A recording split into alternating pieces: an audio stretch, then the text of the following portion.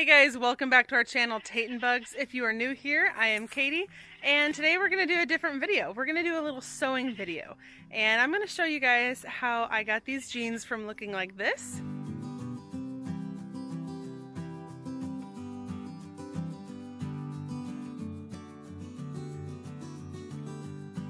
to this.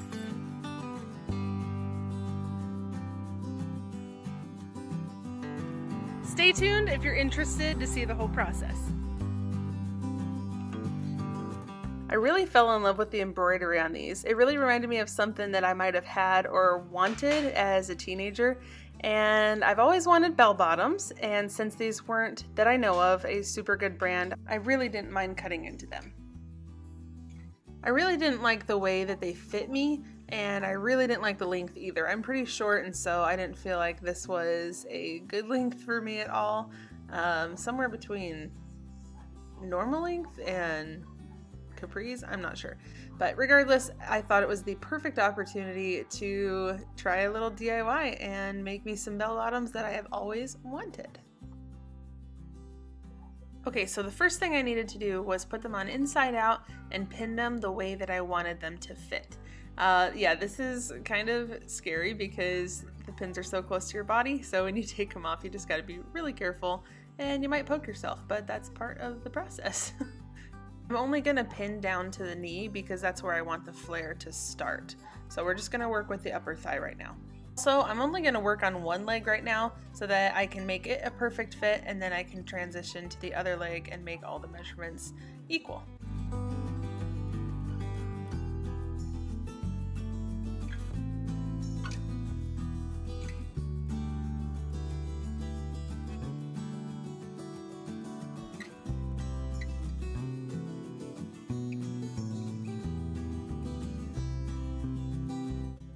Here's where that flare is going to start. So I'm just going to work on the upper thigh like I told you a second ago, and we're just going to make sure that both of the thighs match in measurement.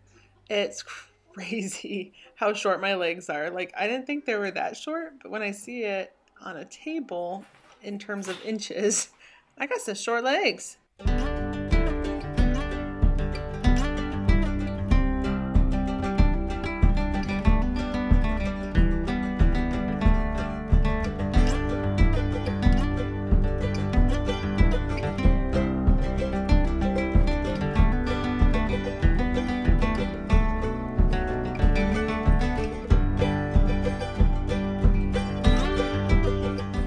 Now I'm going to mark out a good taper all the way from the knee to the furthest possible width I can get with the bottom of the hem, and we'll try them on and see if it's good enough. If not, we will figure out the next step as we go. So we'll see how this looks. I'm wondering how it's going to lay because we're pulling in towards the inside of the knee and then pushing back out on the inner side of the leg. And so I'm wondering if this is just going to kind of flop on the inside and be kind of straight on the outside. So depending on how it lays, we may end up cutting, like right here, cutting a triangle to add a little bit of flare to match this side. In that case, it might lay the same. But we're going to try this out first and see if I like how much flare this is or if we're going to want some more flare than this.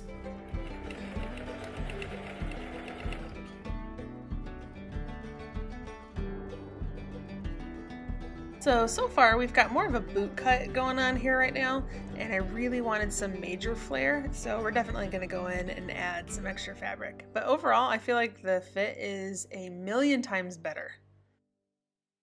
Okay, so I'm definitely going to add some to the bottoms to add a little bit more flare, but I want to point out I think this is going to be a little bit easier because these seams on both sides are just plain seams. They don't have this typical finish that a lot of other jeans have, so I think that should be a little bit easier. Okay, so I went up to my get rid of pile and I found the closest color jeans I could find. I think I'm going to use it and do the best I can, and then when the jeans are all done, then I'll go over and kind of distress and fade the parts that need to be faded and blended a little bit. But okay, we're going to add some panels, and I think we're just going to add them on both sides. I think we're going to try that and see how that looks.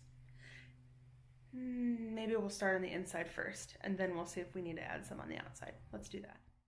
I don't know about you, but when I sew, I like to just kind of figure out things as I go. And part of something that makes that a little bit easier is just using a single stitch on everything until your design is complete, and then you can go back and reinforce those stitches. So never fear, that is why you only see one stitch going into denim right now. Okay, so the next step is going to be adding some length. And when these jeans were manufactured, they were made to fold up, and so there's this awkward crease on there that I don't think I can eventually make blend. So I'm going to cut it there, add a strip, and then that will be our length, and then after that we'll add the panels. That will also allow us to keep the hem. First I gotta measure and see how much length I want. I know I want to be able to wear these with flip-flops or with a little wedge, and so I'm going to put a wedge on and kind of use that as my guide. Okay, I think I'm going to add 4 inches because if I need to make it any shorter, I can do that later. But I don't want them to be too short.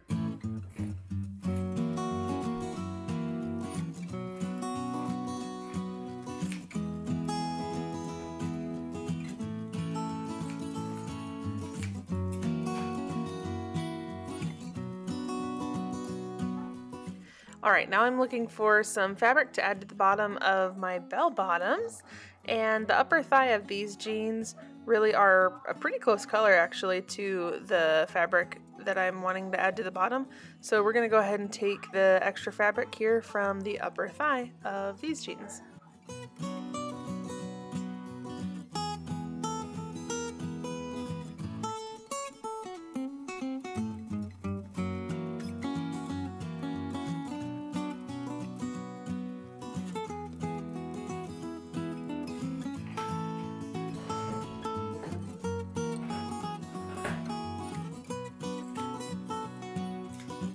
Alright, so here we've got our original hem and then our additional length. Gotta line up the seams to make sure that when we sew it together, everything lines up nicely. And instead of cutting this time, I am going to stitch rip it.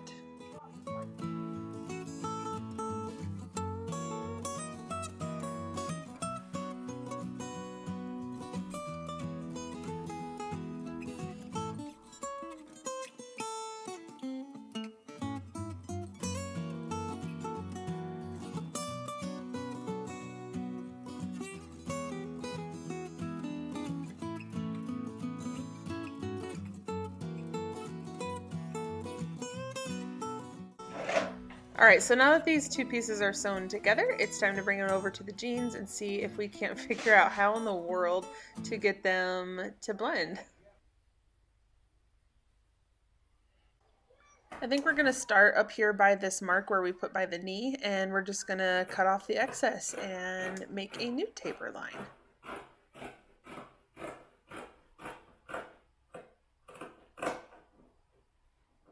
Do the same exact thing on the other side, and then we'll get this length stitched onto the jeans. Okay, so I tested out the length and we are all good. Now I gotta decide with this inside corner piece if I want to make it just one piece or if I want to continue the seams on the other side.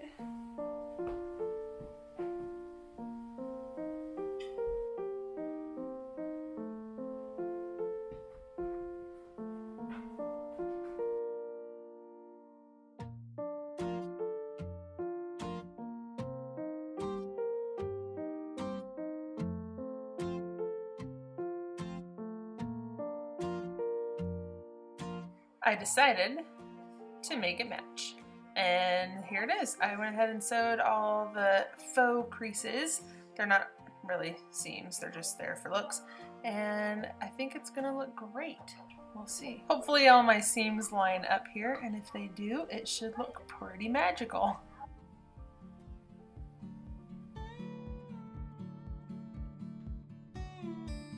Lining up this top corner seam is going to be the trickiest part of this whole project, I think. As long as I pin everything just right, then I shouldn't have too many problems.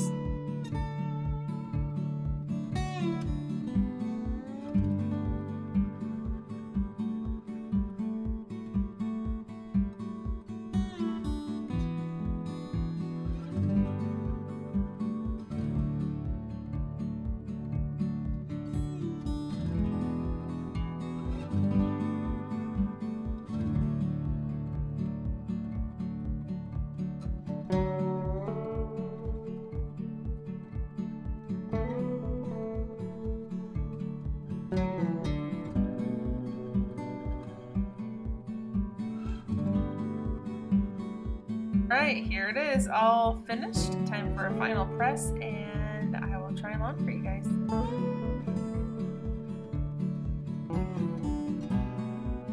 Here is the before and the after. And cue the awkward modeling montage.